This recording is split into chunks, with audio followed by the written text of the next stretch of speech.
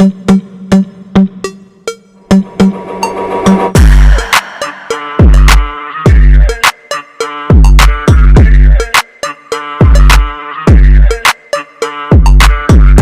you step back and look at the 2027 Mercedes-Benz GLE, what strikes you isn't just that it has been updated, it's that it feels like Mercedes finally decided this mid-size SUV should think for itself a bit more, rather than simply checking boxes in a crowded luxury segment. The GLE has never been a car that intimidated its peers, but this newest iteration manages to carve out a clearer personality, poised, quietly confident, and subtly clever. One of the first things you notice, even before you get inside, is how Mercedes has refined the design without going overboard. There's a sculpted quality to the body that makes the GLE feel more composed than the previous generation, the lines flow more naturally, and the proportions don't read as tall box on wheels quite as much as they used to. It's still unmistakably a GLE, but it's a GLE that looks like it's grown up a bit. There's a cohesiveness here that I genuinely appreciate. It feels like a design that was resolved, not assembled. Inside, the brand's latest interior presentation sticks with that theme of quiet refinement. You're greeted with a large,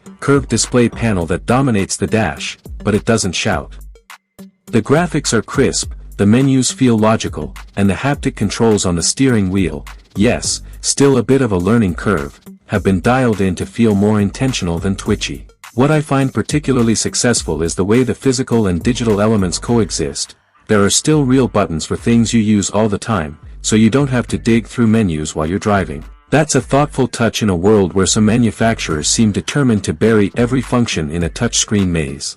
Material quality is what you'd expect at this price point: soft leathers, rich stitching, and plenty of metal accents that don't look or feel cheap. But more interesting to me was how the cabin manages acoustics. With the optional sound insulation package, road and wind noise retreat in a way that genuinely rivals vehicles in the next price tier up. It's the kind of detail you feel every time you settle in for a longer drive, and it elevates the overall experience in a real, not just spec sheet, way. On the road, the 2027 GLE feels planted. The standard turbo inline-six with mild hybrid assist offers a smooth surge of power. It doesn't thrill like a sports car, of course, but it delivers effortless acceleration that suits the SUV's character. Passing on the highway is confident, and throttle responses are measured rather than jerky. If you opt for the AMG enhanced version, there's a bit more fire in the belly, enough to make you forget you're piloting something with meaningful presence on the scale. Steering feel has improved too, not razor sharp, because that's not what this SUV is about, but enough to give you confidence through corners without the vague, floating sensation many crossovers suffer from. Ride quality is a strength here, especially with the optional air suspension. Mercedes has tuned it in a way that smooths out road imperfections with a natural ease, yet without producing that disconnected, floaty sensation that plagues some air-suspended vehicles. It feels like the car is reading the road and responding, not just filtering bumps. At slower speeds, it's composed. At highway pace, it remains calm. This balance is where the GLE really finds its footing. Now, for the weak point, and it's one that Mercedes enthusiasts will grumble about, the complexity of some electronic systems. The MBUX interface is powerful, sure, but there are times when it feels like you need a small thesis to figure out where a setting lies. The voice control has improved significantly.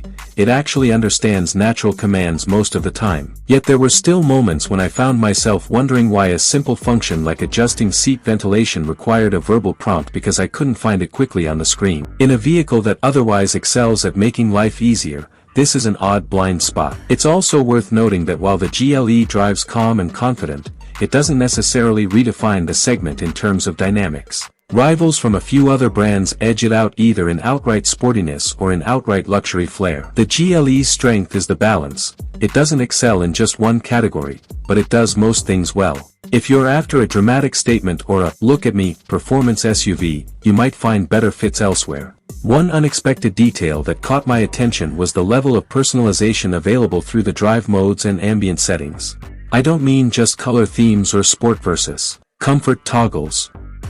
The GLE allows you to tailor the feel of throttle response, suspension stiffness, steering weight, and even subtle transmission behavior in a layered way that feels almost like tuning an instrument. It's not something you'll fiddle with on every drive, but once you dial in a setup that suits your tastes, it genuinely enhances the synergy between driver and machine. From a market perspective, the 2027 GLE sits in a fiercely competitive niche. Buyers in this segment are smart, they compare notes, test drives, and features meticulously. Mercedes knows this, and the GLE answers with polish rather than flash. It speaks to a buyer who wants a luxury SUV that feels complete, intelligent, and congenial rather than one that tries too hard to top headlines.